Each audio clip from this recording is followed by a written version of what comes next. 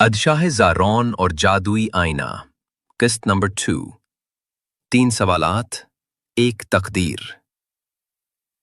پچھلی قسط کا خلاصہ۔ بادشاہ زارون کو اپنے محل کی پچھلی دیوار کے پیچھے ایک خفیہ کمرہ اور جادوئی آئینہ ملا۔ آئینے میں ایک پراسرار بزرگ ظاہر ہوا جس نے زارون کو بتایا کہ آئینہ ماضی، حال اور مستقبل دکھا سکتا ہے، لیکن ہر جھلک کی قیمت ہے۔ قسط نمبر 2 3 سوالات ایک تقدیر۔ بادشاہ زارون بوڑھے جادوگر کی باتیں سن کر گہری سوچ میں پڑ گیا۔ کیا تم اپنی تقدیر کو جاننے کے لیے تیار ہو بادشاہ؟ جادوگر کی آواز گونجی۔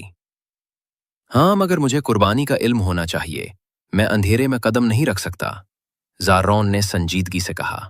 بوڑھا مسکرایا اور بولا، پہلا قدم ہمیشہ اندھیرے میں ہوتا، مگر یاد رکھو، آئینہ تم سے 3 سوال کرے گا۔ اگر تم نے ان کے غلط جواب دیے تو آئینہ تمہاری روح قید کر لے گا اور تمہاری سلطنت فنا ہو جائے گی۔ زارون نے اسبات میں سر ہلایا۔ اس لمحے آئینہ چمکا اور ایک گہری آواز سنائی دی۔ پہلا سوال، کیا تو سچ میں اپنی رعایا کے لیے بادشاہ ہے یا صرف اپنی طاقت کا بھوکا؟ آئینے میں زارون نے خود کو ظلم کرتے ہوئے دیکھا۔ محافظ ایک کسان کو کوڑے مار رہے تھے اور زارون خاموش کھڑا تھا۔ زارون کی آنکھیں حیرت سے پھٹ گئیں۔ یہ جھوٹ ہے، زارون چیخا۔ نہیں، یہ وہ ہے جو تم دیکھنا نہیں چاہتے، جادوگر نے کہا۔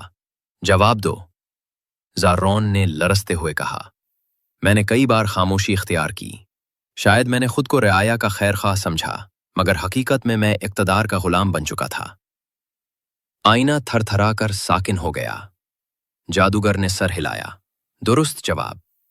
دوسرا سوال، کیا تو جانتا ہے کہ تجھے بادشاہ کیوں بنایا گیا تھا؟ اس بار آئینے میں بچپن کا منظر ابھرا۔ زارون کا باپ تیمور بادشاہ ایک جادوگرنی سے ملاقات کر رہا تھا جو کہہ رہی تھی، تمہارا بیٹا ہی وہ چابی ہے جو آئینہ کھولے گا، اسے بادشاہ بنانا لازم ہے۔ زارون سکتے میں آ گیا۔ کیا میرا انتخاب تقدیر تھا یا سازش؟ بوڑھا بولا، جواب دو۔ زارون نے سوچ کر کہا، مجھے بادشاہ بنایا گیا تھا کیونکہ میں ایک چابی تھا، ایک ذریعہ، مگر اب میں خود کو تقدیر سے آزاد کرنا چاہتا ہوں۔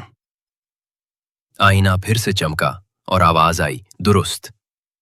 تیسرا سوال، کیا تو اپنی سب سے قیمتی چیز قربان کرنے کو تیار ہے؟ اپنی یادداشت؟ زارون چوک گیا۔ یادداشت؟ مطلب؟ تم جتنا سچ جانتے جا رہے ہو اتنا خطرناک بن رہے ہو۔ اگر تم اپنی یادداشت قربان کرو گے تو تمہاری سلطنت بچ سکتی ہے، مگر تم کبھی نہیں جان پاؤ گے کہ تم کون تھے یا تم نے کیا سیکھا۔ زارون کی آنکھیں نم ہو گئیں۔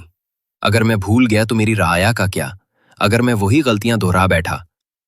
بوڑھے جادوگر نے کہا، فیصلہ تمہارا ہے زارون۔ زارون نے آئینے کی طرف دیکھا۔ میں اپنی یادداشت قربان کرنے کو تیار ہوں، مگر صرف اس شرط پر کہ میری سلطنت کو نئی روشنی ملے۔ آئینہ زور سے چمکا، زلزلے کی سی آواز ہوئی اور زارون کی آنکھوں کے سامنے اندھیرا چھا گیا۔ قسط کا اختتام۔ زارون محل میں جاگا، مگر اسے کچھ یاد نہیں تھا، نہ آئینہ، نہ بوڑھا جادوگر، نہ سوالات، مگر اس کا انداز نرم، لہجہ شفقت بھرا اور دل انصاف سے لبریز ہو چکا تھا۔ مگر محل کے تہہ خانے میں آئینہ اب بھی چمک رہا تھا اور اس میں کوئی اور نظر آ رہا تھا۔ کیا یہ انجام ہے یا ایک اور آغاز؟